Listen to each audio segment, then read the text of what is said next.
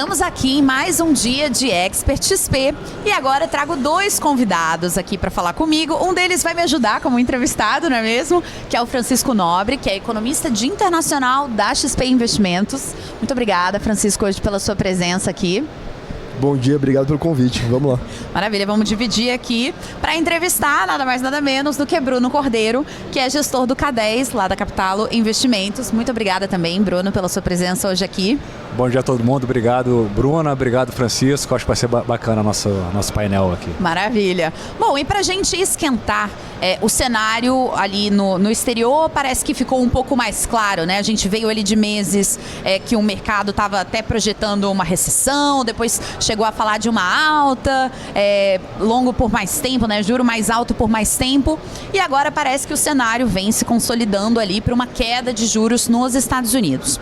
Então, queria começar te perguntando, Bruno, como é que está a visão ali para o cenário internacional? Aparentemente, essa parte ali de juros está um pouco mais clara nos Estados Unidos? Você está falando dos Estados Unidos agora, né? Isso. Tá. Então, assim, a gente está vendo, né, nos últimos 12, 18 meses, de forma bem clara, né, uma desaceleração, um reequilíbrio do mercado de trabalho. Na nossa opinião, essa visão, ela parece assim, bem consolidada hoje no mercado. No segundo semestre do ano passado, as inflações ficaram com uma cara muito boa. A gente ficou super surpreso com aqueles números.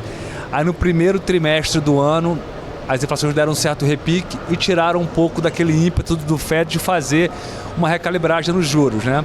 E o que a gente está vendo agora nos últimos meses, não só uma inflação, os dados de inflação com uma cara maravilhosa, não só a parte de goods, que foi que ajudou muito no ano passado, mas a parte de serviços também agora, a parte de salários muito boa também, e o mercado de trabalho, assim, mostrando o mesmo sinal, que é uma desaceleração, quer dizer, um trend negativo, né?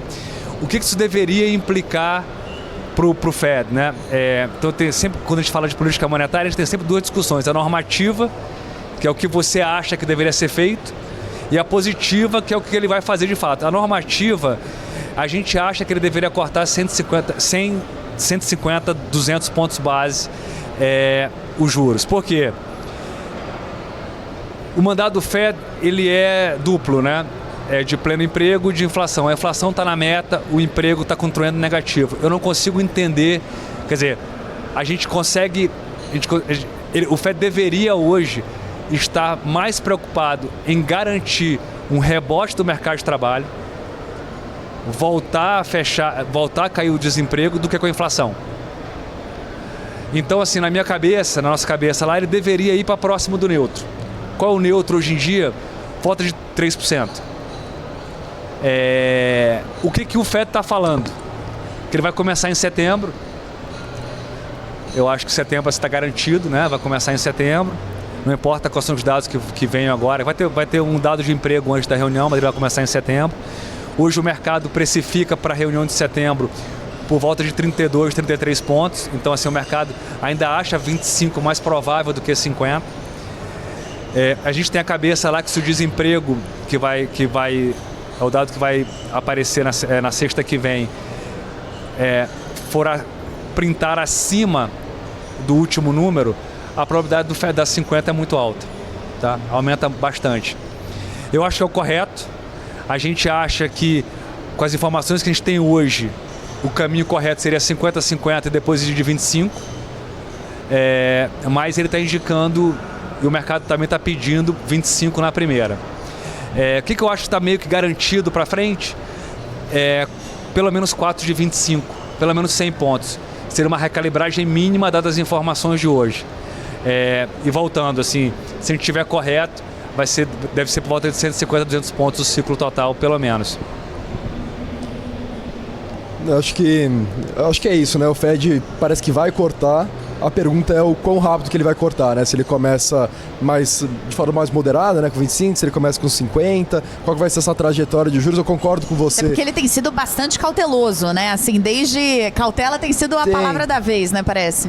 Acho que sim, acho que ele foi um pouco agressivo, né, em dezembro, quando ele deu aquele dove shift e o mercado passou a precificar 7 cortes de juros em 2024, depois os números de inflação vieram um pouco mais quentes, ele teve que redirecionar lá as expectativas de cortes de juros, que foi justo porque a inflação estava subindo bastante, e agora parece que de fato, eu acho que a desinflação que a gente vê agora, ela é mais sustentável do que aquela que a gente viu no final de 2023, quando a gente quebra a inflação e olha o detalhamento, parece que todos os componentes finalmente estão cedendo, o serviço está cedendo, e realmente acho que agora é a hora para o Fed começar a cortar a taxa de juros.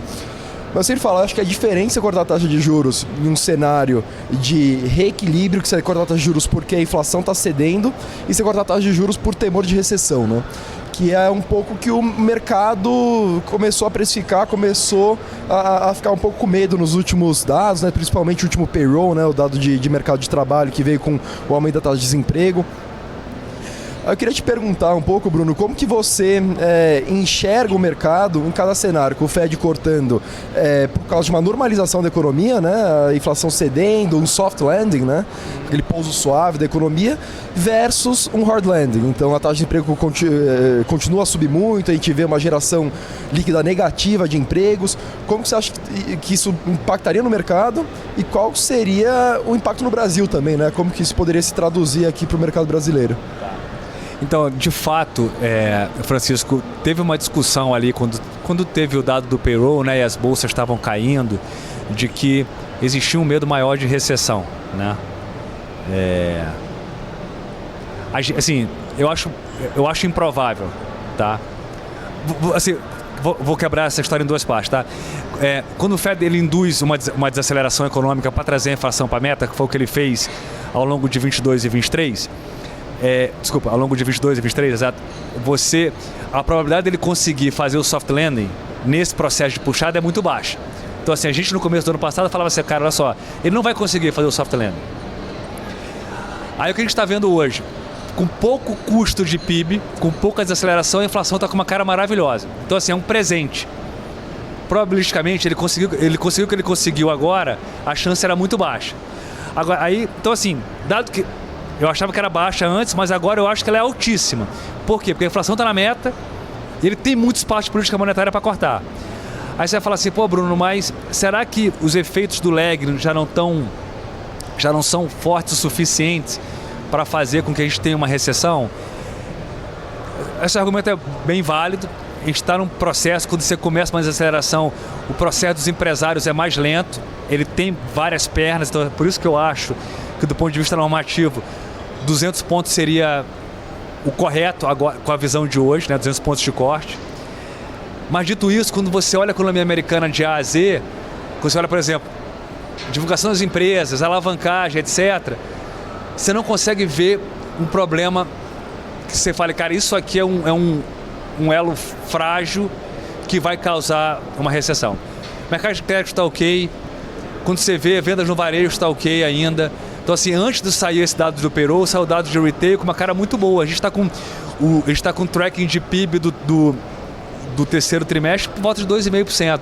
A discussão de recessão, na minha opinião, aconteceu na mídia, etc., muito mais porque as bolsas estavam caindo pra caramba, porque teve um choque vindo muito de Ásia, que foi um negócio inesperado. Assim, a bolsa lá caiu pra caramba, teve um unwind de position, de plays de carrego muito grande, veio no dado fraco de emprego, uma coisa colou na outra, mas eu não consigo ver ainda um processo muito sério de recessão nos Estados Unidos. Mas indo para a tua pergunta, se acontecer uma recessão, aconteceu uma coisa inesperada, tá? A gente não está enxergando alguma coisa. Eu acho que tem uma chance muito alta do juro para próximo de zero de novo nos Estados Unidos. Entendi. É uma visão então, assim, interessante, porque é uma visão fora de consenso. Assim, né? É isso. Não, muito assim, a gente acha que vai cair bastante. Assim, não tem tanto espaço de política anticíclica fiscal agora, porque o fiscal já é ruim. As inflações vão ficar com uma cara muito baixa, porque hoje o que está segurando a inflação nos Estados Unidos é aluguel. E aluguel é uma função de renda barra juro. E é super defasado também, né? Não, é defasado, mas se tiver uma recessão, eu acho que o core vai rodar muito abaixo, ele vai ter que vai ter que ficar estimulativo, significa que ele vai ter que ir para muito próximo de zero, na minha opinião. Mas isso é uma discussão que está muito distante, tá? Mas eu não vejo muito esse risco, tá? De recessão no curto prazo. A gente está com um cenário mais otimista, assim. Posso fazer uma provocação aqui? Pode, até claro. Aham. comparando um pouco o nosso cenário aqui na XP, porque pelo que eu entendi, vocês acham que o Fed vai cortar 50, 50, 25, né? Não, eu tô falando que do ponto de vista normativo, eu achava que ele faria 50, 50, cairia 100 pontos rápido, e aí começava a discutir tipo, quantos de 25 seria preciso. Entendi. Mas eu acho muito mais provável, como o mercado acha, que ele comece de 25. Entendi, sim. Agora, assim, vai depender dos dados. Se vier um dado de emprego fraco, ele Eu acho que vai ser com 50 eu também 50. acho. E o mercado vai precificar próximo disso, tá? Assim, pensando, eu concordo com você que o risco de recessão na cara de hoje, né, olhando para os dados, olhando para as empresas, olhando para a solvência e tudo mais, parece ser baixo hoje nos Estados Unidos. E eu concordo que a inflação melhorou bastante. Os dados de inflação ultimamente têm vindo bastante mais bem comportados. Mas ao mesmo tempo, a inflação acumulada em 12 meses ainda está um pouco acima da meta lá, né? Em 2,5%, 3%. Se não tem esse risco tão grande de recessão, você não acha que poderia ser um pouco mais apropriado ele ir mais devagar nesse ciclo de cortes e ir tateando aí a inflação, Zero. a atividade? Você acha que não? Não, zero. Eu acho um erro enorme, porque ele tem duplo mandato, a inflação tá com cara boa, vai que ele ter... Porque assim, esse troço é muito parecido com o que a gente faz de risk management, né? Do ponto de vista de risco, qual o maior risco que ele está correndo hoje? É da inflação rebotar ou do mercado de trabalho começar a desacelerar de fato, começar a ter layoff? O segundo. Eu acho que é o segundo. E você quer correr esse risco? Eu não queria correr, eu iria pro neutro rápido. Se eu estivesse lá, eu iria pro neutro rápido. A gente tem essa discussão na capital já há um tempo, só que é uma discussão difícil, porque a atividade corrente está rodando alta, mas mesmo assim você vê o hiato, você vê o desemprego subindo, né? Que é o principal gerador de ansiedade com relação à inflação, porque aí a inflação de salários fica forte, etc. Então, assim, eu acho um erro ele ser cauteloso agora, dado o quão boa está a cara da inflação e a foto e o filme do mercado de trabalho. Porque se começar a ter layoff, esquece, ele vai ter que cortar pra caramba. Mas assim, que eu ia te perguntar, Bruno, né, depois que o Francisco até comentou, né, que a sua posição é um pouco fora ali do consenso que a gente está vendo hoje do mercado. Mas assim, você falou que a visão é que o Fed teria que ser mais duro. Mas o que está se apresentando... Mais dovish. Mais dovish, exato. Mas assim, o que está se apresentando agora é talvez ali que ele vá, né, 0,25, um pouco ali mais gradual. Ia te perguntar o que isso pode representar para o Brasil, né? Assim, o BC, como que a gente deve se prender a essa questão do Fed, né? Porque a gente tem ali, a gente tem os nossos problemas próprios aqui no Brasil, né? Talvez inflação desancorada, inflação corrente, que também vem chamando um pouco a atenção ali na margem. O BC brasileiro deveria se prender ao Fed? Então, o BC brasileiro, como o Fed, ele tem seu mandato. E o mandato dele é muito claro, assim, é mandato de meta de inflação. O Fed influencia nas nossas expectativas de inflação, né? Claro que influencia. O preço do petróleo influencia, claro que influencia, mas não é o principal, né? Então, assim,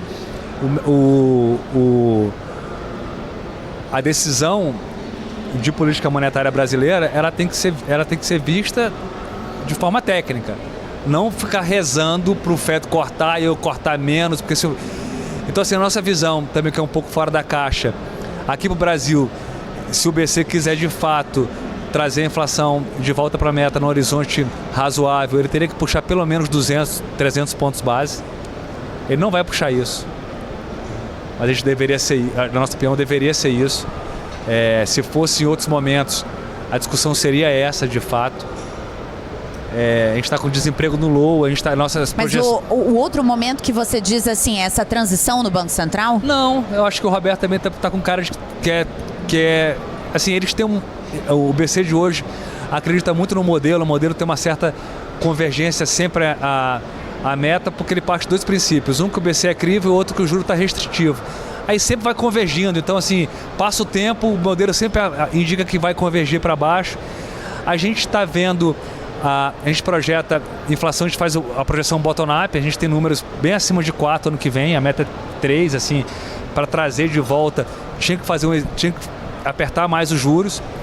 Óbvio que no Brasil você vai falar, caramba, a gente vai ficar com o juro real de 9 ano que vem, é muito alto. A gente tem um regime de metas, assim, a sociedade decidiu que quer ter inflação baixa e quer ter uma inflação comportada, né? Eu acho que ele não vai fazer.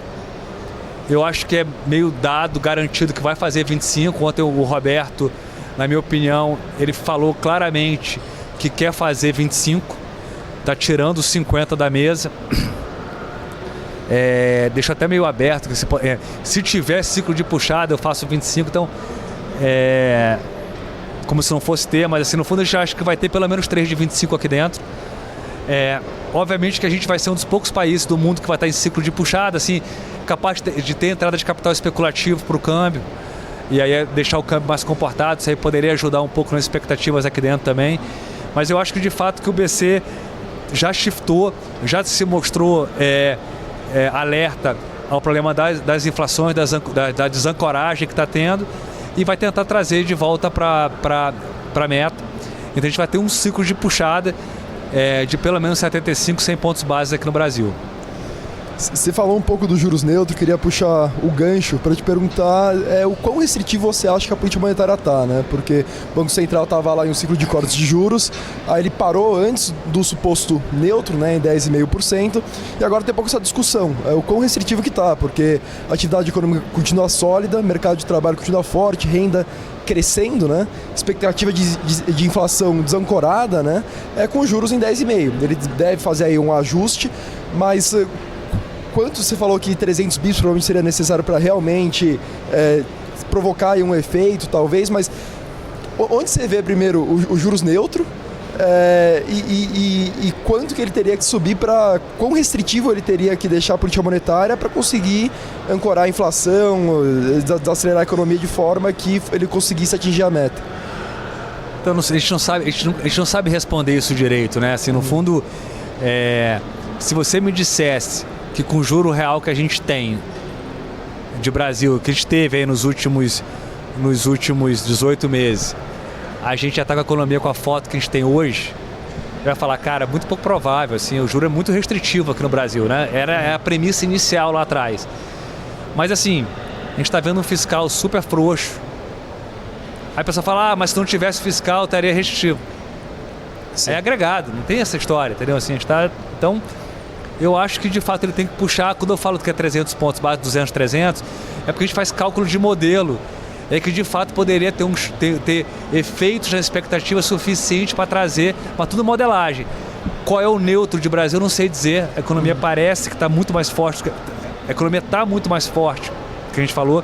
Quando você contou a tua história aí, não parece que a gente está restritivo, concorda? Você fala assim, caramba, a gente está 10,5, mas o desemprego não para de cair, a expectativa não para de subir. A gente está restritivo aonde, então? Como é que a gente mede esse negócio? Não é pela atividade e pela inflação? Então será que está restritivo de fato? Dado a cara do fiscal hoje em dia? Então assim, eu tenho dúvida. Eu só acho que para o BC a tarefa ela deveria ser mais simples. O BC ele é mandatado para o regime de metas. Então assim, ele tem que olhar para as metas e tem que fazer o juro é só um instrumento para ele trazer de volta para a meta, que foi o que a população brasileira decidiu. Então, na minha cabeça, ele vai fazer o processo de puxada. Óbvio que vai ter impacto, se o FED cortar vai ser melhor, porque pode ser que o nosso câmbio aprecie, obviamente que o câmbio aqui tem impacto nas expectativas. A gente vai ver com o tempo quanto vai ser preciso. Com a foto de hoje, a gente acha que via modelo seria muito mais do que até o que o mercado está. O mercado precifica um pouco, já uns 150 pontos, 180 pontos, está meio ok. E vamos ver quanto é que eles vão entregar. Eu acho que o Roberto deixou claro que vai ser 25 a próxima. 25 a próxima. E se ele não entregar, assim, só te interrompendo, né? O que pode acontecer com o mercado, assim? Então, eu acho que vai ser tido como uma política ruim, vai ser uma decisão ruim. Até para um BC que talvez está começando, né? Assim, está dando um pontapé inicial com o Galípolo. Acho pouco provável. Até o próprio Galípolo já falou que tá desconfortável com o processo de desancoragem. Então, assim, eu acho pouco provável eles não darem, ia ser uma decisão ruim. O mercado hoje já tem mais do que 25, né, nos preços para as próximas reuniões. Então, assim, seria ter um desapontamento. Talvez eu acho que o câmbio fosse andar, o dólar vai acabar andando. Pode ser que uma decisão ruim, ele acaba tendo que fazer mais depois porque não fez agora. Pode ser esse o resultado. Mas eu acho pouco provável que a gente caia nesse equilíbrio. puxar aqui o gancho também da pergunta que você fez, falar um pouco de credibilidade, que eu acho que é um dos principais canais, né, da política monetária, a credibilidade do Banco Central, e agora é um momento chave. O Roberto Campos até falou que ele está focando muito na mudança, né, de presidente, né, que é um momento também chave, né, para o Banco Central. Nesse contexto, né, que vai sair o Roberto Campos, vai entrar o Galípolo, qual que você acha que seria o movimento de alta de juros mais apropriado, pensando em credibilidade? Então, não pensando em vai trazer a inflação de volta, vai esfriar a economia, mas pensando na credibilidade do Banco Central e na transição do Banco Central.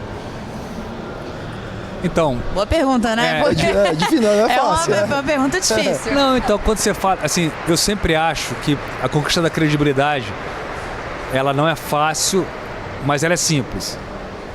Você tem que fazer o correto. É simples, você faz o certo.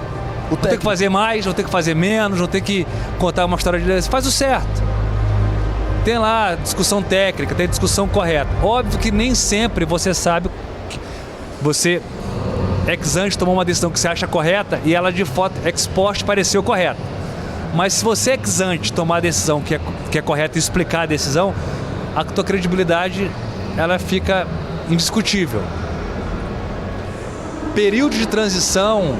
Pode acontecer, obviamente, que discussões sobre postura, tipo assim, visões diferentes de um e de outro sobre processo de inflação, sobre como fazer a ancoragem acontecer, quanto precisa, vai ser 25, vai ser 50, eles podem ter visões diferentes e pode parecer um problema de credibilidade, mas não é. Faz o correto, comunica da forma correta que tudo se resolve. Eu hoje acho que eles estão mais dispostos a começar com 25. Não dá para dizer que é errado. Eu acho que o mercado está pedindo está pedindo mais próximo de 50. A discussão de acima disso é uma loucura. 75, isso é tudo loucura. Agora, contanto que eles façam o correto e mirem na coisa correta, estou mirando na inflação e vou fazer o que for necessário para que essa desancoragem acabe, eu acho que a credibilidade fica intocada. Bacana. Bom, a gente está falando bastante sobre o cenário macro. Quero saber como que isso se traduz em posições, né, Bruno?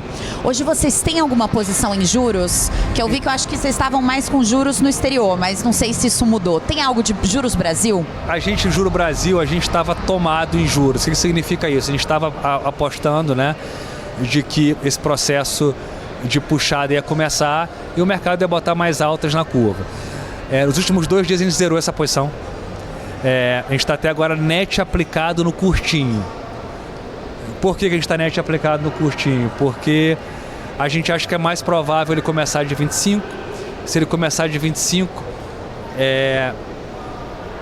a gente acha que tem algum para ganhar aqui. Essas posições são grandes, Bruna? Não são grandes. Eu acho um ambiente difícil. Quando você está fazendo alocações em juros curtos, você tem que ter uma visão muito clara do que o BC quer fazer, não é o que você acha que ele deveria fazer, é o que ele quer fazer. E obviamente está período de transição, a gente não sabe. Muito ruído, né? Está com muito ruído, então a gente não quer fazer alocações grandes. Lá fora, o que a gente fez? A gente encurtou bastante nossas posições aplicadas. A gente acha que tem uma simetria razoável nos curtos para as próximas reuniões do Fed e do BOE também. A gente acha que tem uma simetria razoável. Não é que a gente tem um cenário central que vai ser 50, a gente concorda contigo que será mais provável que seja 25, mas eu acho que é levemente assimétrico para o número do payroll. Se vier um número mais fraco, eu acho que o mercado vai shiftar para 50, a segunda tem 30 e poucos pontos ali precificados, mesmo se for um número um pouquinho melhor, não vai sair de próximo de 30, vai ficar sempre entre 25 e 50 a próxima reunião, sem ser essa segunda. Então a gente tem alocações mais curtas aplicadas lá fora. Na parte da Europa a gente zerou o aplicado completamente. Eu até escrevi uma nota quando saiu o payroll na sexta-feira, falando um pouco dos dados, e acho que a conclusão é essa, tudo vai depender do dado de mercado de trabalho, né? Quando sair o payroll, vai definir se ele vai cortar 25 ou 50, é um pouco uma aposta agora, né? Porque se vier um número fraco ele faz 50, se vier um número ok ou forte, ele vai fazer 25, e aí adiante vai depender dos dados, né? Ele tem se apoiado muito nisso, na dependência dos dados, acho que vai ser um pouco isso. Bom, agora eu ia perguntar de bolsa, porque aqui, antes né, da gente começar o nosso papo, falei rapidinho ali com o Bruno e ele já me falou que está com posição zerada em Bolsa Brasil. Está um pouco, não sei se dá para dizer fora de consenso, mas tem vários multimercados que estão com uma posição ali em bolsa, não muito grande, mas já vem voltando. Queria começar te perguntando, e aí depois se o Francisco quiser complementar também como é que está a visão aqui da XP também sobre bolsa, por que você está com essa posição zerada em bolsa? O que tem te gerado tanta preocupação? Então, a gente sendo transparente com relação, com relação a isso, a gente não operacionalizou tão bem as nossas alocações em Bolsa Brasil agora. A gente, 2 meses atrás, a gente via assim, posicionamento técnico maravilhoso, valuation muito bom, a gente achava que tinha uma chance dos resultados virem melhores, a gente fez uma posição comprada, a gente escreveu na carta isso. O Brasil estava passando por um choque de confiança, tinha uma discussão fiscal, monetária, tudo meio ruim naquele momento. A bolsa chegou a bater 120 e poucos mil pontos ali naquela hora, e a gente achava que era assim muito fácil para quebrar essa crise de confiança. Só que a resposta do governo veio aquém do que a gente imaginava, sendo bem transparente. Teve um esforço por parte da Fazenda de tentar mostrar que estava preocupado com o assunto, teve um esforço, teve muita teve uma prestação de conta para o mercado, que eles estão olhando para as coisas certas, mas assim, foi pouco. A gente acha a reação muito pouca. Se tivesse um custo político um pouquinho maior e uma entrega melhor, a gente estaria, eu acho que, os preços bem acima do que estão agora, tanto para a moeda, quanto para a renda fixa e quanto para a bolsa. Tá? Então a gente resolveu zerar. A gente, obviamente, que nesse ambiente de juros reais mais altos, o BC puxando os juros, a gente vai ter uma discussão de dominância da renda fixa aqui no Brasil. Então a alocação em bolsa ela fica mais difícil. Os valores são bons, então assim, ficar short é dureza. Se os valores fossem já mais na média, eu ia querer ficar short na bolsa, dado a discussão de renda fixa e da forma que a gente opera, né? Porque, lembrando que no K10 a gente opera muito mais bolsa, macro, top-down. A gente tem uma área especializada em single names, eu não vou falar por eles, a gente tem posições em diversas ações, etc. Mas o top-down eu teria mais inclinado a vender do que a comprar se o BC entrar numa dinâmica de ciclo de puxada. Mas com esse valuation não anima muito, a gente está com posições praticamente zeradas em bolsa agora, no direcional. Brasil. Lá fora é que a gente está comprado.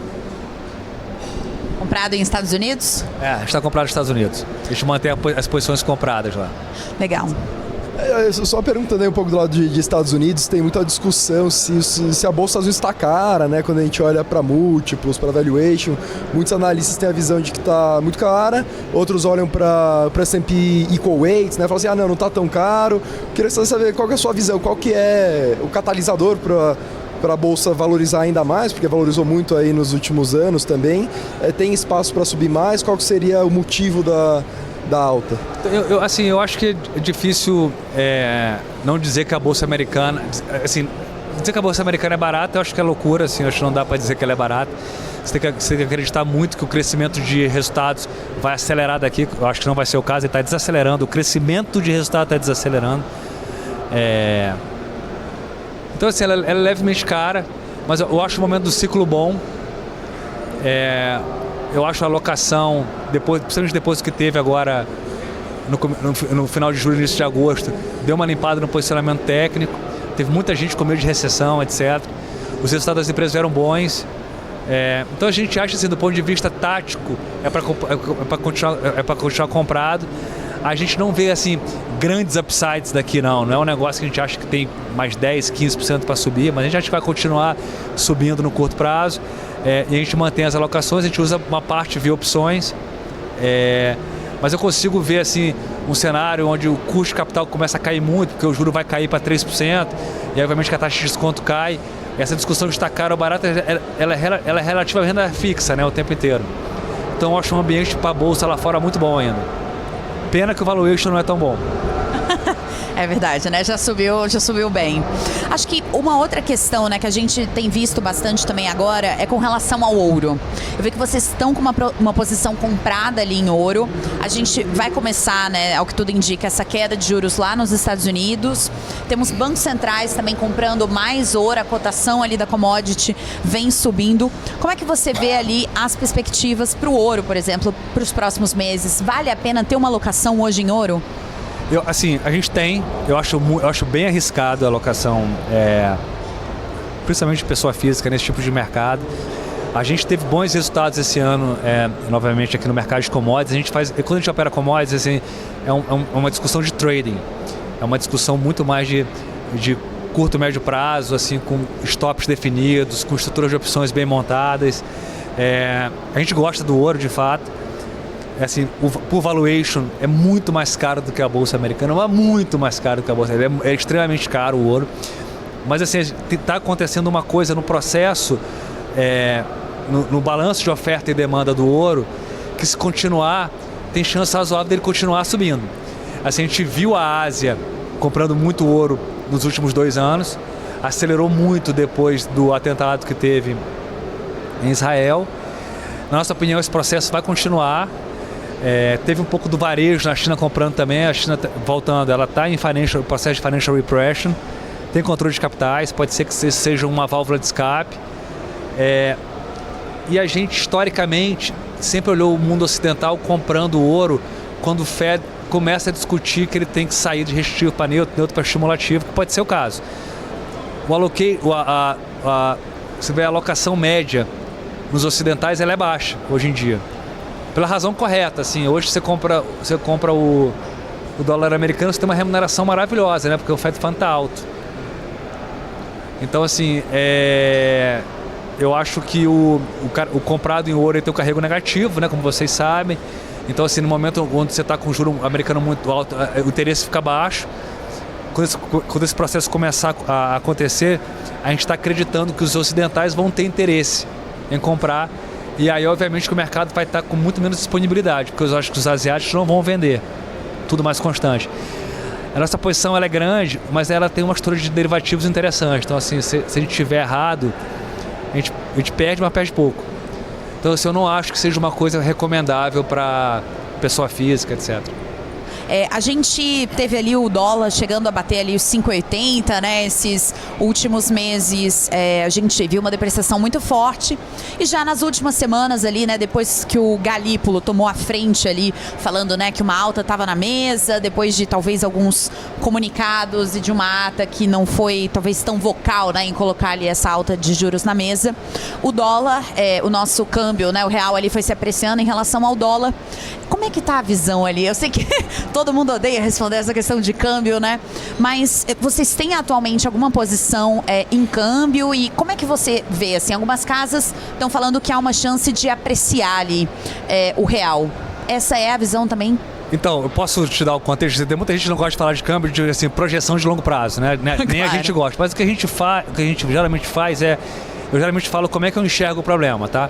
Então, assim, e esse ano a gente perdeu uma das linhas detratoras de performance nossa, foi o dólar real. A gente começou o ano animado que o dólar ia cair contra o real. A nossa foto naquele momento das contas externas eram muito boas, estava entrando muito dólar no Brasil. E a gente achava que é aquela história, se o Brasil estava com uma atividade boa, a discussão de endividamento e problema fiscal não ia ser questionada no curto prazo. O FED estava muito dovish ali em dezembro, como você falou, até inapropriadamente com um discurso muito dovish vis-à-vis. Então a gente achava que poderia ter um apetite para países emergentes. A gente tinha muito real e muito México naquele momento. O real foi uma alocação péssima, né? Então, México também, né? Cara, o México não foi tão ruim pra gente, porque depois foi por outro motivo, mas a história estava muito correta, ele apreciou o primeiro semestre, né? Sim. O real que não apreciou. Aí quando você vê de lá pra cá, teve uma piora muito grande nas contas externas. E nossos modelos de valuation, eles levam em consideração as flutuações de nossas projeções de valuation, levam em consideração as flutuações de contas externas. Nossa conta corrente de fato piorou bastante aqui no Brasil. Os termos de troca caíram. E as exportações ficaram muito acima do que a gente imaginava. Então, cara, piorou. Então, assim, a gente tinha um campo de equilíbrio ali atrás com um cara de 4,80 com 5,20. A gente nunca fala quanto é que é o número, porque tem um range ali de possibilidades. Na época o dólar real estava por volta de 5 e já achava que ia para a banda de baixo. Ou poderia até furar a banda de baixo. Agora a gente está muito mais de 5 com 5,40. Com a foto de hoje. 5,20 com 5,40. Vamos colocar 5,20 com 5,40. Né? E hoje ele está quanto? Fechou na sexta-feira a 5,60. Então, assim, a gente acha que essa divergência de política monetária, historicamente, pode ser bom para o capital especulativo entrar no Brasil. Posicionamento técnico. As divergências que você diz é justamente Fed Brasil, né? Assim, BC do americano. A gente está falando de dólar contra o real, né? Então, assim, geralmente... Sim, aumento diferencial de juros tende a beneficiar. E nesse caminho pode ser que seja bom. A gente tem um cenário externo que é favorável. Não é aquela divergência de juros causada por uma recessão, que nesse caso, de fato, o dólar sobe, né, contra emergentes, porque a emergência é um ativo de risco, então a gente está achando que é positivo. A discussão local, idiosincrática, fora de política monetária, ela não é tão boa. Como vocês sabem, essas discussões de volta e meia aparece um vale gás da vida, essas discussões não são boas para a moeda. Mas assim, eu acho que o posicionamento é short, a gente está com uma posição comprada, mas é tática, curta, com opção, comprado em real, vendido em dólares, tá?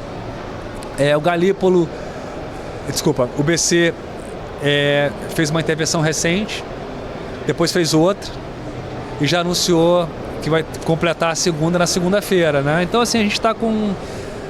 Pode ser que o mercado acredite, pode ter uma mudança de postura em relação à intervenção, que seria bom também para esse trade no curto prazo. Vamos ver, assim, o mercado está muito nervoso, nossa posição não é grande.